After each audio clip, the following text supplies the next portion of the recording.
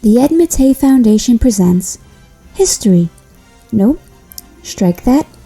Our story. Exploring our past from different perspectives. Let's take a look back at a few things that happened on February 11th.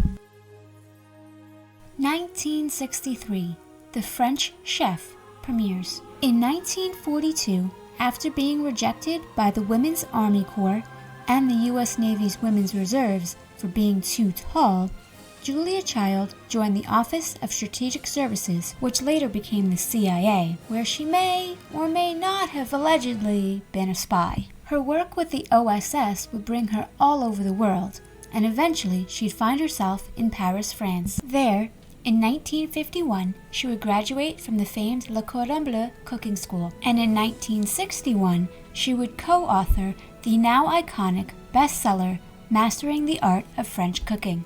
Using recipes from this cookbook, beginning with beef bourguignon, which is a fancy beef stew, Julia Child would premiere The French Chef on February 11, 1963, on public television in Boston, Massachusetts. The French Chef would win an Emmy and a Peabody, and Julia Child would go on to be awarded the Presidential Medal of Freedom. You can view Julia's kitchen from The French Chef at the National Museum of American History, part of the Smithsonian in Washington, D.C. 1967, National Foundation Day.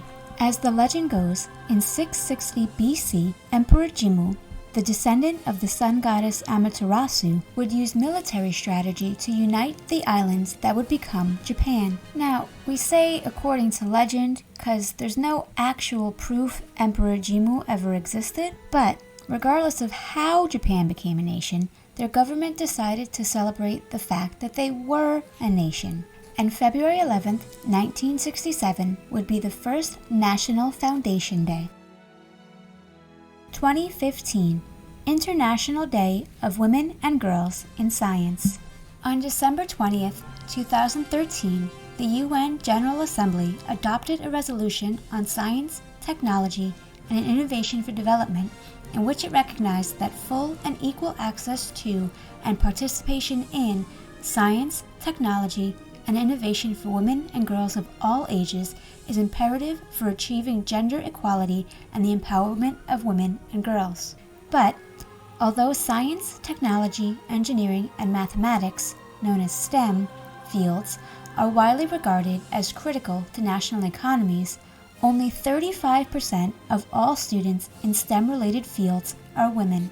So to close the gender gap by breaking stereotypes and supporting women's advancements, on February 11, 2015, the United Nations General Assembly established International Day of Women and Girls in Science. Happy 10th anniversary to all current and future scientists, especially our favorite scientist, Ellie.